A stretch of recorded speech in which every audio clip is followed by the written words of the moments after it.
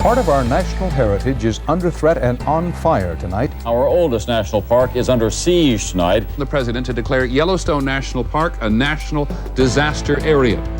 In the summer of 1988, wildfires burned through nearly a third of Yellowstone National Park. There are a lot of angry people who believe that the National Park Service let the fires burn too freely for too long. It's disgusting the way they've done it. Did the people charged with protecting America's oldest national park let it burn down? And how did the Yellowstone fires change our understanding of wildfires in America? The rim fire has gotten so big that it's now starting to burn in parts of Yosemite.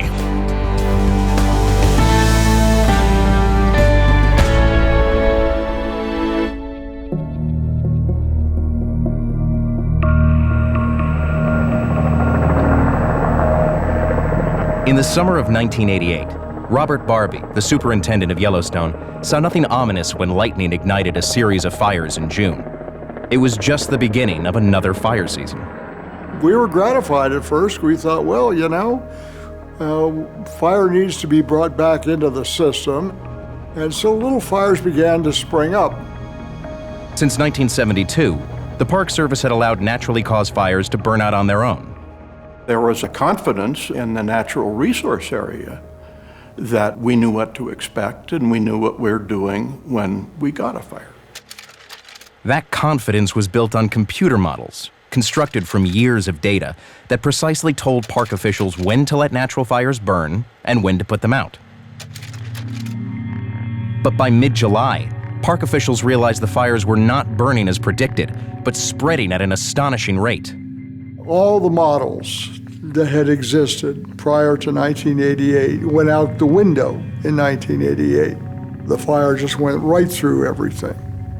Those fires were moving at a speed that was unprecedented, and it's scary. On July 21st, Barbee changed tactics and gave the order to fight every fire. But the decision did little to slow the flames as firefighters were overwhelmed.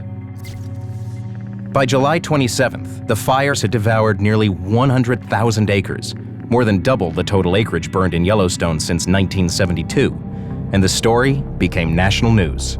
The flames of July. 11 fires are now burning in this 2 million acre park. And they're being called the worst fires the park has ever seen. Hi, I'm Donald Hodell. President Reagan sent in his Secretary of the Interior, Donald Hodell. Any fires that start now are subject to being fought. When a crisis gets big enough, the President of the United States has to show that he cares about it. Now, I couldn't do anything about the fire. The President couldn't do anything about the fire.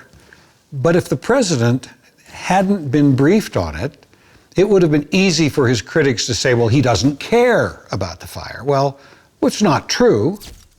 So there was a photo op, and he did what the president was expected to do in that kind of a crisis. The nation watched as fires continued to burn, impervious to the hundreds of firefighters now at the park, digging fire lines, setting backfires, and strafing flaming forests with retardant. Virtually every spark that blew ahead of the fire started another fire. So we couldn't put firefighters out in front of it. All you could do was bombard it from the air. People don't really understand the nature of wildfire. Even people that live nearby, they do after they've been through it a time or two. I mean, it's a tremendous force. And it's like, well, why don't you just put it out? Well, why don't you just stop the hurricane or the tornado? You don't just put it out. After fierce winds fanned the flames and burned 168,000 acres on August 20th, Superintendent Barbee became the public face of the park's biggest disaster. Yellowstone Park Superintendent Bob Barbee denies fire crews waited too long. There's absolutely nothing humanly possible that could have been done. Someone has to be the target, and specifically, yours truly was the target. I kept hoping maybe Gaddafi would do something outrageous, but he didn't. So they all came to Yellowstone. The fires had destroyed 1 million acres in and around the park. These are the worst wildfires in the Yellowstone area in this century. Residents and visitors ordered out, packed up their belongings, and evacuated as the fire approached.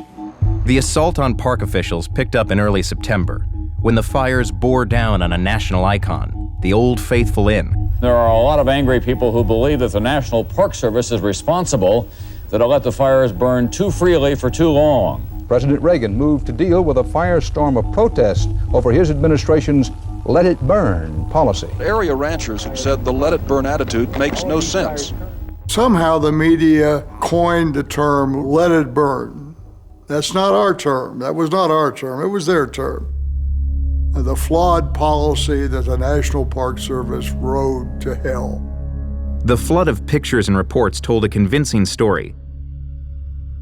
But that tale was incomplete, according to Conrad Smith, who studied the coverage. It showed little understanding of the park's natural fire policy. The policy got almost no coverage except being mentioned in passing as the let it burn policy, implying that the Park Service, like Nero, fiddled while the park burned down. American fire policy doesn't lend itself to sound bites because of its long and complicated history.